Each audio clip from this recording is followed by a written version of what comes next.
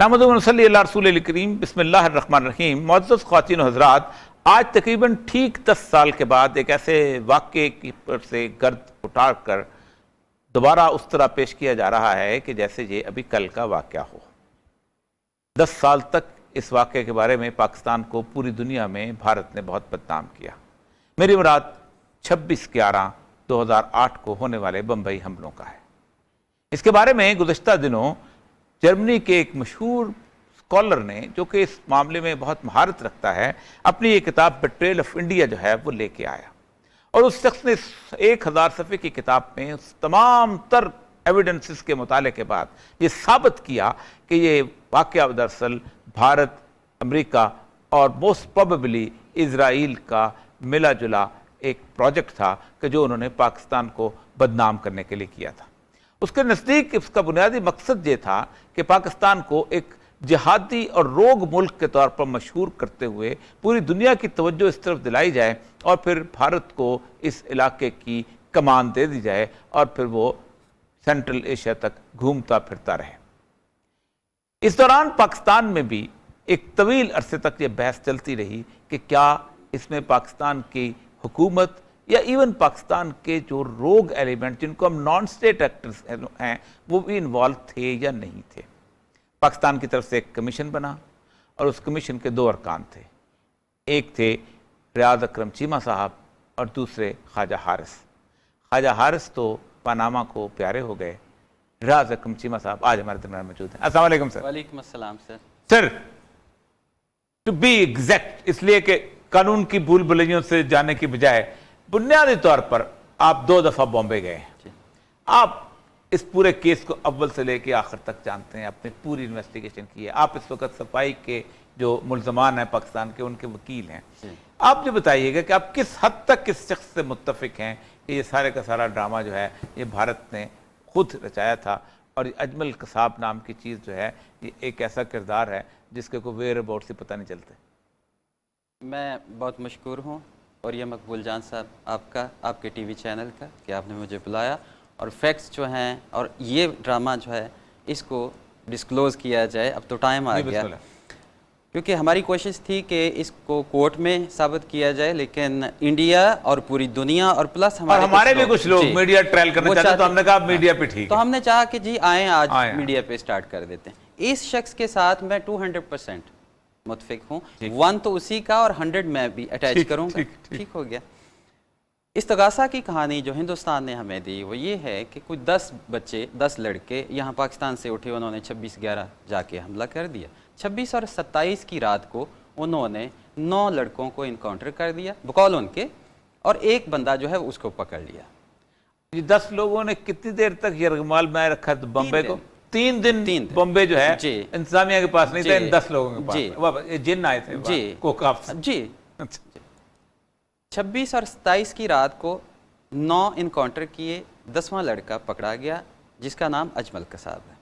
اس کو اس لیے انہوں نے پکڑنا تھا چونکہ یہ ڈرامہ تھا ایک بہت بڑا، اگر وہ اس کا بھی انکاؤنٹر کرتے تو ڈرامہ فلاپ ہو جاتا۔ اس کو 85 دن انہوں نے بغیر ریمانڈ کے کسٹڈی میں رکھا، پبلکلی کیمرے میں پکڑا گیا۔ اس کے بعد اس کو 17/2/2009 کو ایک لیڈی مجسٹریٹ کے سامنے پیش کیا۔ اس کو کہا جی کہ یہ ایک انہوں نے مقرر کیا چیف انویسٹیگیٹنگ آفیسر رمیش محلے، وہ آیا، اس نے اپلیکیشن دی، اپلیکیشن اس نے اپنی طرف سے دی، وہ میں ڈاکومنٹس مجرم کی بجائے، جی مجرم کی بجائے اس نے اپنی طرف سے دی کہ میں کروانا چاہتا ہوں اس کا بیان ریکارڈ۔ اس نے نہیں کہا کہ میں کروانا چاہتا ہوں، اس کا تھمب امپریشن بھی نہیں، اس کے سائن بھی نہیں، یہ ایکیوز کی طرف سے ہوتی ہے۔ ٹھیک، 17 کو آ گئی۔ اب یہاں پہ جو ایک جنرل لا ہے یہاں کا بھی، CRPC اور وہاں کا بھی، کہ جیسے ہی ملزم آتا ہے تو اس کے پہلا کویسچن پوچھا جاتا ہے کہ آپ کو کہاں سے لایا گیا اور کس کی کسٹڈیز میں۔ خاتون خانہ نے 17 کو اس کی فرسٹ پروسیڈنگ جو ہے سٹارٹ کی، اس کو کہا کہ تم ایسا ہے کہ تمہیں میں ٹائم دیتی ہوں، جاؤ جا کے تھوڑا سا وقت لے لو۔ اب ٹائم تو یہ چاہیے تھا کہ کورٹ میں بٹھا دیتے، کیا کہ اس کو آپ اس کو واپس نہیں بھیج سکتے، اس نے اس کو ٹائم دے دیا۔ واپس اس کو دوسرے دن 18 کو لے کے آئے۔ 18 کو جب لایا تو وہ پھر نہیں مان رہا تھا، کیونکہ کیسے مانے وہ؟ 18 کو پھر اس نے کہا کہ میں تجھے ٹائم دیتی ہوں، اچھا 1 دن اور کا، صحیح ہے، ٹھیک ہو گیا۔ اور اس کے بعد یہ ہے کہ یہ الٹیمیٹلی 19 اور 20 کی وہاں چھٹی ہوگی, 21 کو اس کو دوبارہ پروڈیوس کیا گیا. ٹھیک. اب اس کو بھیجا کہاں تھا؟ جوڈیشل کسٹڈی میں. ٹھیک ہو گیا. جب اس کو واپس لے کے آتے ہیں, میں ہندوستان کا سب سے بڑا ڈرامہ اس خاتون نے جو ہے مل کے وہ جو سٹیج کیا کہ اس کو لے کے کون آتی ہے؟ Local crime branch. اب یعنی واپس کرائم 3 دن کرائم برانچ کو دے دیا. جی ہاں. اچھا, ان کو بعد میں کہیں یاد آیا ان کی ایجنسیز کو, را کو, کہ بھئی یہ تو ہم نے یہ جو ڈرامہ کر رہے ہیں یہ تو پکڑا جائے گا. انہوں نے وہ لوکل کرائم برانچ جو ورڈ ہے اس کو ریموو کر دیا اور وہاں اس پہ لوکل آرمڈ فورسز, جس کو ہم ڈے 1 سے کہہ رہے ہیں کہ یہ ان کا ڈرامہ ہے. اس کے بعد اس اسٹیٹمنٹ کو تھرو ڈپلومیٹک چینل پاکستان کو بھیجا گیا. اچھا, یہ کس زبان میں لکھی ہوئی تھی؟ یہ رسم الخط کیا تھا؟ ہاں جی, اس کا رسم الخط اس کے بقول, خاتون کے بقول, جو اپنے بیان میں ہمارے سامنے کہا جی کہ میں نے ہندی میں ریکارڈ. میجسٹریٹ. جی. پروسیس یہ ہے پاکستان کا اور ان کا, یہاں 164 اور 364 مجرم کی اپنی زبان میں, اور وہاں 164 اینڈ 281 کے ملزم کی بیان جو ہے اسی کی زبان میں ہوگا, یا جو پروسیجر چاہ رہا ہے, پریکٹس چاہ رہی کورٹ کی, اس کی زبان میں ہوگا, یا جو جنرل لینگویج ہے اس میں ہوگا. اب ہندوستان کی جو زبان ہے ممبئی کورٹ کی وہ تو انگلش ہے. انگلش. اس کا بیان کس میں ریکارڈ؟ اپنے بیان میں ہر جگہ اس نے 4 پینتھڑے جو ہے چینج کیے ہیں. وہاں کی ٹرائل کورٹ کے سامنے کہا کہ میں دیوناگری میں ریکارڈ کیا, ہمارے سامنے کہا کہ ہندی میں کیا, اور جب ہم نے کراس کیا اس کو تو اس نے کہا میں نے مراٹھی میں کیا. اور تینوں کا رسم الخط علیحدہ ہے, علیحدہ ہے, فارمیٹ علیحدہ. اور وہ میں سے اجمل صاحب کیا آپ بھی نہیں پڑھ سکتے ہوں گے تینوں کو؟ کچھ بھی نہیں. پاکستان میں کسی کو بھی نہ ہندی پڑھنی آتی ہے, نہ دیوناگری پڑھنی آتی ہے, نہ مراٹھی پڑھنی آتی. ٹھیک ہو گیا. ٹھیک.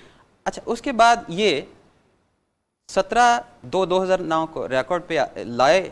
21 الٹیمیٹلی جو ہے 21/2/2009 کو یہ کمپلیٹ ہوئی, 4 دن کے بعد, 4 ڈیز کے بعد. پھر انہوں نے تھرو ڈپلومیٹک چینل پاکستان کو بھیجا ایک اپلیکیشن کہ یہ ایک بندہ ہے جو یہ بتا رہا ہے کہ میں پاکستانی ہوں, فلاں فلاں ایریے کا رہائشی ہوں, اور مجھے فلاں فلاں نے ٹریننگ دی. اچھا, اس وقت تک پاکستان کے میڈیا نے پاکستان کو مجرم ثابت کر دیا ہوا تھا. مطلب میں آپ کو یہاں کے میڈیا کی بات کرتا ہوں, میں میڈیا کو یہ کہنا چاہتا ہوں اور یہاں کے لوگوں کو اور پوری دنیا کو کہ every person is innocent unless proven guilty through cogent, reliable and corroborative piece of evidence. ٹھیک, یہ تو صحیح ہے. نہیں, اس وقت تک مجھے پتا ہے نا کہ جی فرید کوٹ کا ہے تو فلانا ہے تو یہ ہے تو وہاں پہنچو, جو مرضی کرتے رہے. اچھا. اس کے بعد یہاں انہوں نے 12/2, یہ میرے پاس اس کی ایف آئی آر کی کاپی ہے جو پاکستان میں ایف آئی آر رجسٹر ہوئی. یہ ہوئی ہے جی, ایف آئی آر نمبر ہے 1/2009, یعنی 1/2009, اور یہ ہے 12/2/2009 کو, after 65 days. وہاں سے اس کے وہاں کیا. ٹھیک ہے, وہ تو چلو. اچھا, پاکستان کی ایف آئی آر کا جو کانٹینٹ ہے اور انڈیا کی ایف آئی آر کا کانٹینٹ یہ دونوں میں ڈیفرنس. اچھا, وہاں کچھ ہے, یہاں کچھ ہے.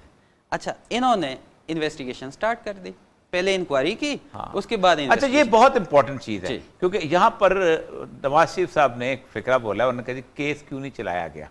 پہلے تو آپ سے پوچھیں گے ہمارے سٹینس تو یہ ہے اور آپ کا بھی ہے کہ ہمیں وہاں ایکسیس ہی نہیں دی گئی ایویڈنس تک. ایک اس پہ ہم پوچھیں گے کیسے ایویڈنس دی گئی, لیکن یہ جو کہتے ہیں جی ہمارے پاس بھی بہت کچھ موجود تھا, یہ ذرا سب بتائیے ان کے پاس کیا موجود, کیا کیا کچھ تھا. ان کے پاس موجود یہ ہے جو ایک انڈیا کے ایویڈنس کے علاوہ.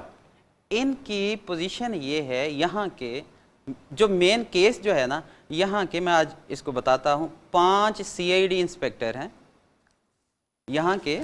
اچھا, جو گواہ ہیں صرف 5 سی آئی ڈی؟ نہیں, گواہ تو بہت زیادہ ہیں, لیکن کوئی کدھر گیا, کسی نے فلاں چیز ریکور کی, فلاں کی, یہ کیا, فلاں میمو بنائی, اس کے کوئی ویلیو نہیں. یہاں پہ جو مین جس کے اوپر یہ کیس ڈیپینڈ کر رہا ہے وہ ہیں 5 سی آئی ڈی انسپیکٹر. اچھا, نیملی 1 جو ہے سی آئی ڈی انسپیکٹر ہے محمد نواز, PW7 یہاں ایگزامن ہوا, پھر 8 ہے, 9 ہے, 10 ہے, 11 ہے, ٹوٹل 5 ہیں. یہ ٹھیک 5 سی آئی ڈی انسپیکٹر ہیں. ان کی ڈیوٹی یہ لگی تھی کہ یہ سارے ایریا جو ہیں ان کی سرویلنس بقول ان کے. واقعے کے بعد یا واقعے سے پہلے؟ واقعے کے بعد. آپ نے میری چیز جو ہے خود ہی لے لی.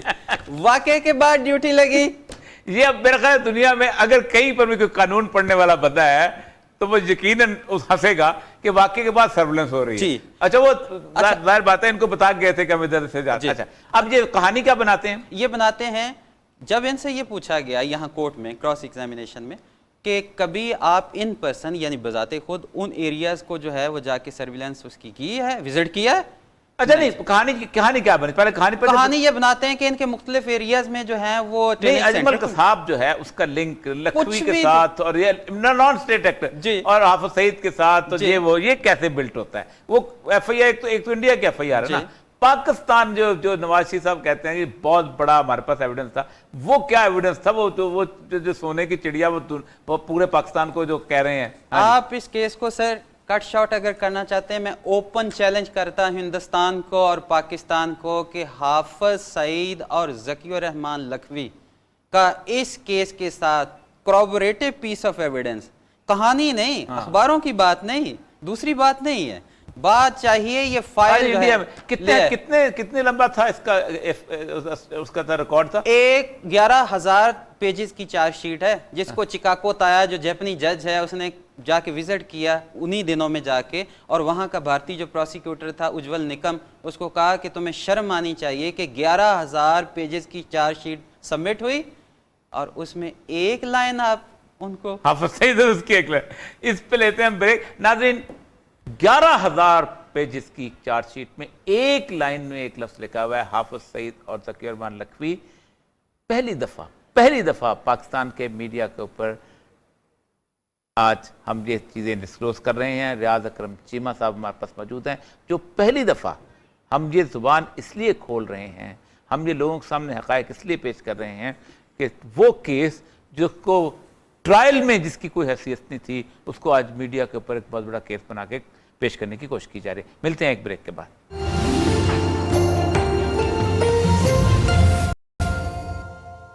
شکریہ بہت بہت ناظرین آپ کا ہمارے ساتھ رہنے کا.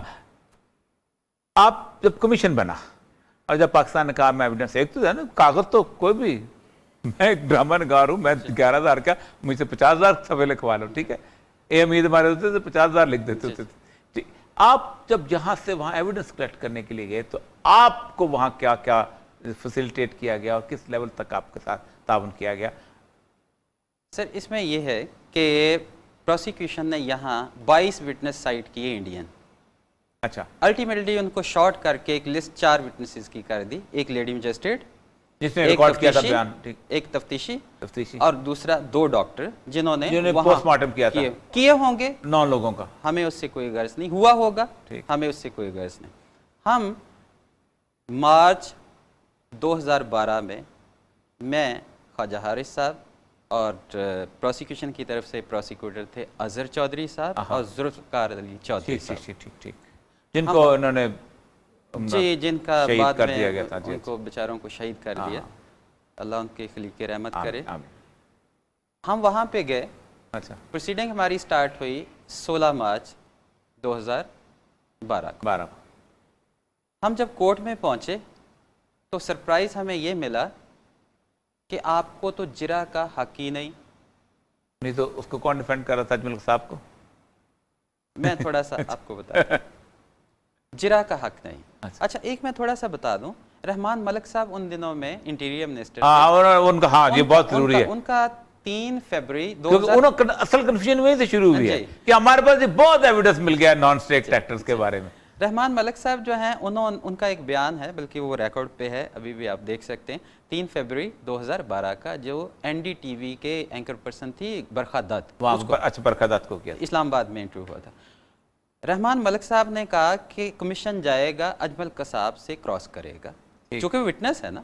اچھا میں ایک تھوڑا سا بتا دوں، میرا کیس جو ہے وہ آرٹیکل 43 آف قانون شہادت آرڈر پاکستان اس کے اوپر اور section 30 law of evidence Hindustan کا، اس کے اوپر میرا کیس بیس کرتا ہے. اس میں بیان ہے، بتایا ہے، کلیئر ہے. لوگوں کو بتا دیجیے گا اس کی ریکوائرمنٹ کو، میں سمجھ گیا ہوں لیکن کہ یہ اس کی ریکوائرمنٹ کیا ہے. اس میں یہ ہے کہ ایک سے زیادہ ملزم ہوں کسی مقدمے میں، ان میں سے ایک بندہ کنفیشن کرے، اس کے لیے تو ٹھیک ہے، وہ اس کے خلاف تو ڈائریکٹ ایویڈنس ہے، باقی کے لیے ثبوت دینا پڑے گا. باقی کے لیے وہ جو ہے ایک واقعاتی شہادت، کورابوریٹو جو ہے وہ نہیں ہے, circumstantial واقعاتی سب کچھ, کوئی پیس آف ایویڈنس دے گا. یہ نہیں کہ میں کہہ دوں گا جناب آپ نے قتل کیا میرے ساتھ مل کے اور آپ گھر میں سوئے. سب سے بڑا امپورٹنٹ ہے کہ if they are being tried jointly, اچھا یہ بھی صحیح. جی ہاں, اگر وہ jointly نہیں ہوتے تو فنش ہے, اس کی کوئی ویلیو نہیں ہے. ٹھیک ہے, ہم چلے گئے, ہمیں کہا جی کہ چونکہ گورنمنٹ آف پاکستان اور انڈیا نے ایک ایگریمنٹ کیا تھا,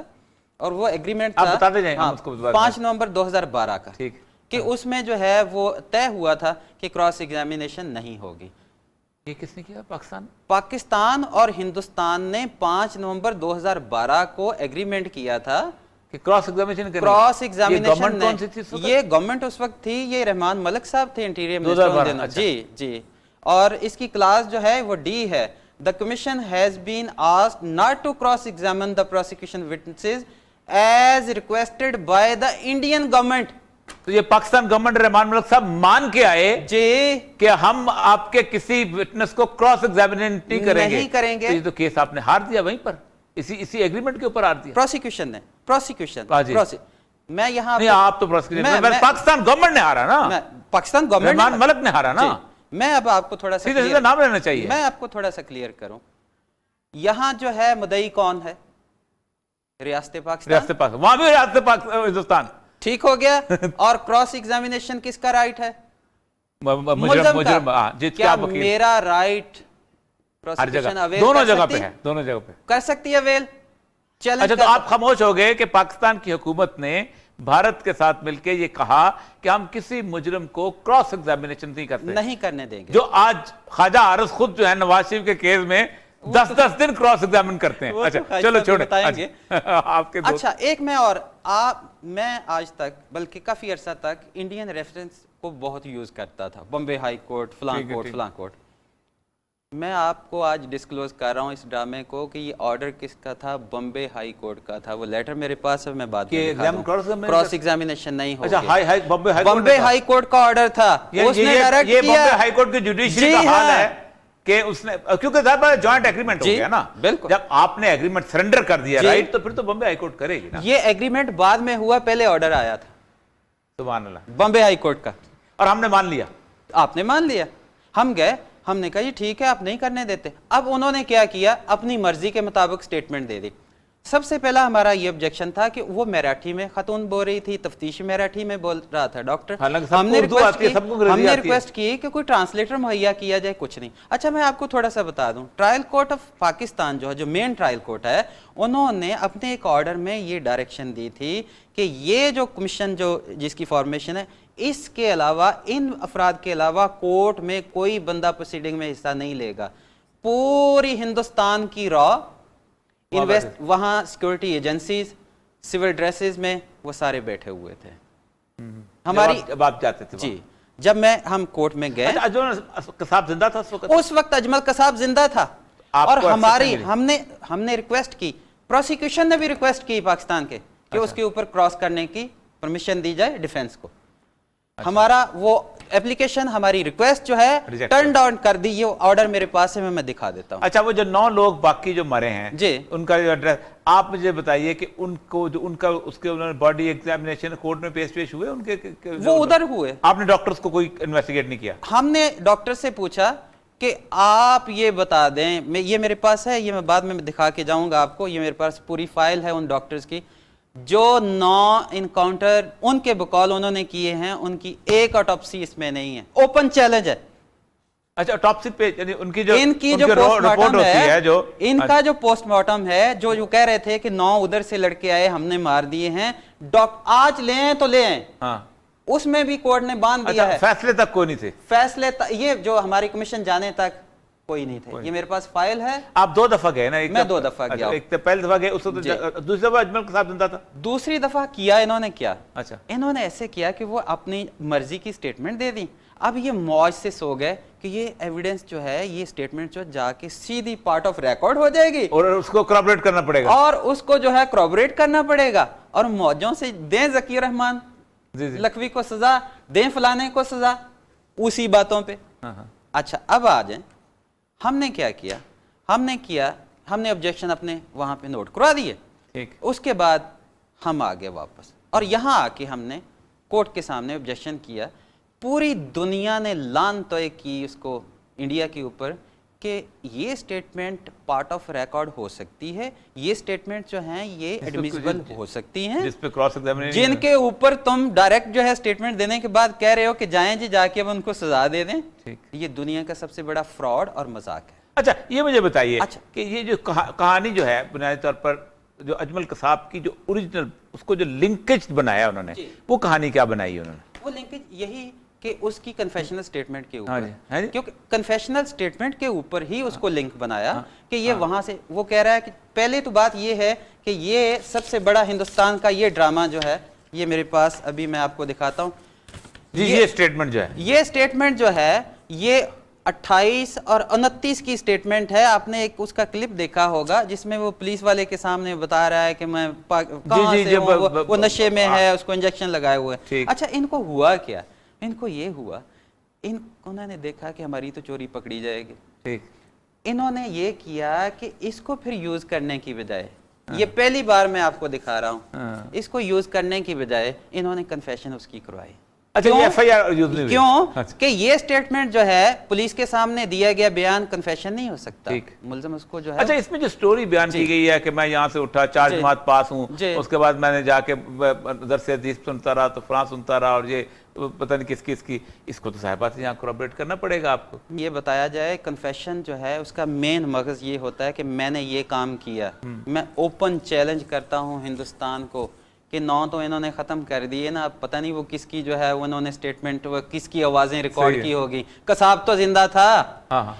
कसाब अपनी पूरी कन्फेशनल स्टेटमेंट में ये नहीं कहता है कि मुझे हाफिज सईद साहब, मुझे ज़कीर रहमान लखवी, मुझे फलां सेंटर से जो है हदायत मिलती रही। अच्छा पूरा ओपन एफआईआर में है, स्टेटमेंट में पूरी ये उठाएं जी, ये कन्फेशनल स्टेटमेंट है, ये उसका, ये हिंदी में ये रिकॉर्डिंग है उसकी। अच्छा सारा हिंदी में, ये हिंदी में रिकॉर्डिंग है, ठीक, ये उठा लें। अच्छा इसकी ऑडियो रिकॉर्डिंग भी की हुई थी कसाब की उन्होंने कन्फेशन स्टेटमेंट की? नहीं, वीडियो भी नहीं? नहीं। अच्छा ये हिंदी में जी जी, अच्छा ठीक है। ये अब नहीं, अब असल में ये तो खैर नजर आता है, ये तो इसने भी लिखा है ना, उसने कहा कहीं पर उसने ना ज़कीर, तो ये पाकिस्तान जो है नॉन स्टेट एक्टर, ये 9 बंदों का एड्रेस जो नवाज शरीफ को पता था जो चले गए थे, या हमारे लोगों को पता? अच्छा ये जरदारी प्रेसिडेंट आ चुका हुआ था ना उस वक्त जब वाकया हुआ, प्रेसिडेंट जरदारी आ चुका था, ठीक। अच्छा अगला मसला ये है कि ये यहाँ एक स्टोरी बनाते हैं जिसके बारे में कहा जाता है हमारा इम्तियाज आलम भी, पूरा सेफमा बोलता है जिसके ऊपर, पूरा सेफमा का सारा सेकुलर ग्रुप बोलता है, क्योंकि पाकिस्तान को बदनाम करने का ठेका तो लिया हुआ इन लोगों ने कि जनाब वो तो आखिर तक पहुंच गए थे, उनको उन्होंने बंबई तक ट्रेस कर लिया था जहां से जाते हुए। ये स्टोरी क्या है? इम्तियाज आलम और पूरे पाकिस्तान की प्रोसिक्यूशन को चैलेंज है कि ये चलान है, ठीक, ये पाकिस्तान का, ये पाकिस्तान का चलान है, ये टोटल चलान है। पहला चलान अप्रैल 2009 में आया, अजमल कसाब इसमें नहीं है। अच्छा 17 जुलाई 2009 में आया, अजमल कसाब इसमें मुल्ज़म नहीं है, ठीक है। 19 सितंबर 2009 को आया, अजमल कसाब इसमें मुल्ज़म नहीं है, जो उन्होंने बना के भेजे थे, ना इसमें वो पीओ है, ना इसमें वो अक्यूज्ड है, जो उन्होंने इंडिया ने बना के भेजा। हाँ, अच्छा जी हाँ, जो पाकिस्तान को भेजा, पाकिस्तान में जो सारा पाकिस्तान में तो उन्होंने ज़कीर रहमान लखवी और हाफिज सईद को बना, वो सर फेक स्टोरी। अच्छा, ये जो कहानी ये चले कहां से थे और फिर, अच्छा थोड़ा सा एक बहुत इंपॉर्टेंट चीज में ये इनको होश आई कि अब करें क्या, कसाब को लाएंगे तो आगे चलेगा काम। कसाब जो है उसको ये ले आए कौन से चलान में, 30 अगस्त 2010 को, तीसरे चलान में जी, और इसमें ये क्या लिख रहे हैं, Mohammad Ajmal Kasab son of so and so not yet available. ये और उस पर पूरा बेस करता है सारे का जी सारा। ये ड्रामा मैं क्यों कह रहा था, जितने लोग जो थे, ये जितने इस वक्त सारे मौजूद हैं, ये इनमें से रहीम यार खान का ये फलाना जितना भी है, ये सारे इसमें देवर अंडर अरेस्ट, जितने भी लोगों को जितने इसमें 7 जो लोग हैं, 7 आदमी जो हैं वो अंडर ट्रायल हैं, ट्रायल फेस का जी। अच्छा। उसमें ज़कीर रहमान लखवी साहब जो हैं वो बेल पे हैं, ठीक।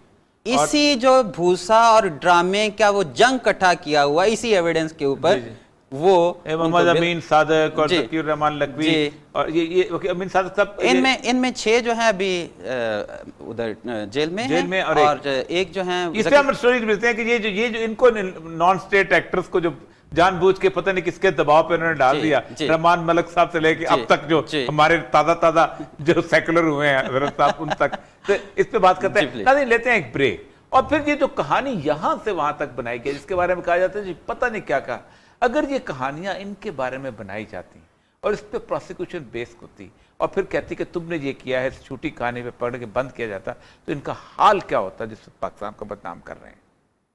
ملتے ہیں ایک بریک کے بعد۔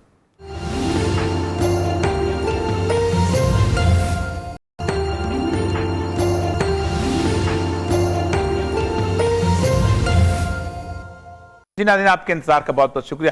ٹائم ہمارے پاس بہت کم ہے اور چیزیں بہت کچھ ہیں، ہم انشاءاللہ بار بار آپ کو بلاتے رہیں گے، اور اس لیے کہ بہت سارے سوالات لوگوں کے آنے ہیں۔ اب اصل کرکس آپ ذرا بتائیے گا سارے سچویشن کر کے، اجمل قصاب جب وہاں پر آپ نے ایکسس ملی، آپ واپس آ گئے، پھر ہم نے یہاں کے آبجیکشن ریز کیا، یہاں کی کورٹ نے کہا کہ یہ تو پارٹ آف ریکارڈ نہیں ہو سکتا۔ ٹھیک، اچھا مزے کی بات ہے، جب ہم 2012 میں گئے تو ریکارڈ کا کسٹوڈین حمید خان اس کو اپوائنٹ کیا گیا تھا، اچھا اس کا کام تھا ریکارڈ لے کے جانا اور ریکارڈ وہاں سے پروسیڈنگ کروا کے واپس لینا۔ 2012 میں ہندوستان نے ہمارا ریکارڈ ہمارے ریکارڈ کسٹوڈین کو واپس نہیں کیا، اپنے قبضے میں لے لیا۔ حمید خان کو؟ جی، حمید خان کا جو ڈیوٹی تھی کہ اس کو ریکارڈ کو واپس لے کے آئے، کیونکہ وہ کسٹوڈین مقرر تھا یہاں کی ٹرائل کورٹ میں، اس کو ریکارڈ واپس نہیں کیا، اپنے قبضے میں لیا، کہا جی کہ ہم پاکستانی ایمبیسی تھرو بیچیں گے، جو کہ سب سے بڑی زیادتی تھی، اس میں انہوں نے ٹیمپر کیا۔ پھر اس کے بعد جب ہم نے یہاں آبجیکشن ریز کیا، پوری دنیا نے ریکارڈ انہوں نے قبضے میں کیسے لے لیا؟ الاؤ ہی نہیں ہے، الاؤ نہیں کہ دنیا میں عالمی لیول پہ، یہی تو ڈرامہ ہے۔ حمید خان بھی وہاں رہا، واپس آ گئے؟ نہیں، حمید خان کو کہا جی اچھا پھر اب دوبارہ گئے، ہم 2013 میں پھر دوبارہ انہوں نے پرمٹ کر دیا کہ جی اب آ جائیں۔ کیوں کیا؟ 21 نومبر 2012 کو اجمل قصاب کو مین ایویڈنس جو ہے وہ ضائع کر دیے، اپنے ہاتھوں سے قصاب کو ڈسٹرائنگ دی ایویڈنس جو ہے، یہ تو بہت بڑا جرم ہے دنیا پوری کے اندر، جی، کہ جب تک آپ کیس نہیں چلتا۔ اچھا اب اس میں میں تھوڑا سا، اس میں ایک بڑا امپورٹنٹ بات آتی ہے۔ پچھلے دنوں ایک بڑا ایشو ہوا کلبھوشن والا، ہاں، اس میں یہ کہہ رہے ہیں کہ کونسل ایکسیس، اور یہ صاحب میں وہ آدمی ہوں جس نے ریکویسٹ کی، اس کی بیوی شیوی سب کو ملایا، ملاقات کروائی ہے، ٹھیک ہے، ہم نے ان کو ریکویسٹ کی، پروسیکیوشن نے کی کہ کراس کرنے کا موقع دیا جائے، انہوں نے کہا کہ سوری، اور وہ آرڈر جو ہے ابھی بھی اس کی جو کمیشن کا جو وہاں کا جج ہے یہ موجود ہے میرے پاس، میں دکھا کے جاؤں۔ مسئلہ یہ ہے کہ یہ انڈیا چلا گیا تھا انٹرنیشنل کورٹ آف جسٹس، ہم جا سکتے ہیں اس معاملے کے اندر انٹرنیشنل کورٹ آف جسٹس؟ ہم پہلی تو بات یہ ہے کہ ہمیں وہاں جانا ہی نہیں چاہیے تھا، یہ ایک بڑا ایشو ہے۔ بات نہیں، اس کیس میں بامبے میں نہیں، اس میں نہیں، اس میں نہیں جاتا، ان کا اپنا انسیڈنٹ ہوا۔ اس میں تو سر یہاں تک ہے کہ ایک وقوعے کے بارے میں 2 اپلیکیشن نہیں ہو سکتی، اگر ہو سکتی وہ ان کی اپنی ادھر قصاب آیا نہیں، یہ ادھر گیا نہیں، وہ دونوں شہر کے بچے، یہ جو ادھر سے نکل کے کراچی گئے تھے اور کراچی سے آگے کشتیاں لے کے، یہ جو ساحل طارق بن زیاد کی طرح جو وہاں پہنچے تھے، یہ جو ہندوستان نے سٹوری گھڑی ہوئی ہے، جو ڈرامہ بنایا ہوا ہے، میں نے وہاں فارغ ہونے کے بعد ان کے سیکورٹی ادارے، چونکہ وہ Z+ سیکورٹی تھی ہمیں، تو میں نے ان سے نا شگلن پوچھا، میں نے کہا یار میری بات سنیں، تم لوگ یہ کہتے ہو کہ یہ ادھر سے آئے، کراچی سے، بقول تمہارے بامبے پہنچے، ٹھیک، گجرات کے اینڈ پہ ایک دیوار کا جو نیول بیس ہے، انڈیا کا سب سے بڑا۔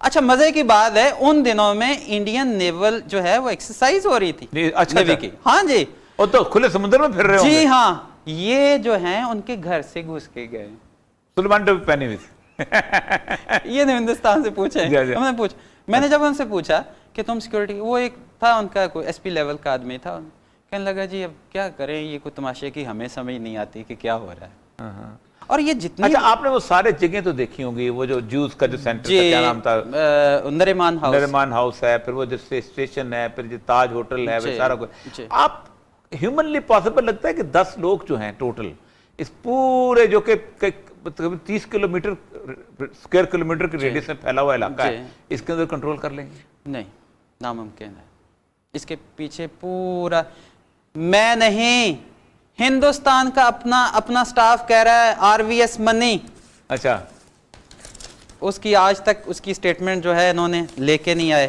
RVS منی کون تھا؟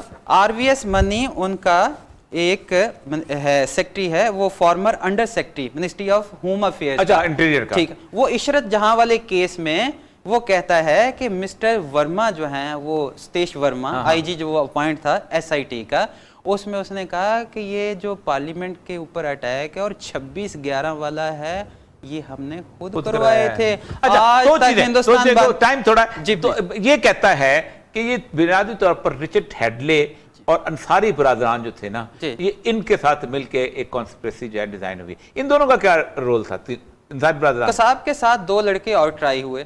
اچھا، مزے کی بات یہ ہے کہ جو انڈیا کے تھے، ہاں ان کا نام تھا فہیم ارشد انصاری اور صباح الدین احمد، جی جی، ان کے اوپر ایلیگیشن تھی کہ انہوں نے میپس پرووائڈ کیے۔ اچھا، ٹرائل کورٹ آف انڈیا کیا کہہ رہی ہے؟ انہوں نے کہا کہ یہ ہاتھ سے بنے ہوئے میپ جو ہے گوگل کے زمانے اس سے بودھی ایویڈنس کوئی ہو سکتی ہے؟ گوگل کے زمانے میں بہتر جو ہے وہ گوگل سے اٹھا لیتے، ہاتھ کے بنے ہوئے نقشے، سو میننگ دیئر بائی جو ایویڈنس دونوں کو سزا ہو گئی؟ نہیں، بری ہو گئی، میجورٹی آف دا اکیوز جو ہیں کوئٹ ہو گئے۔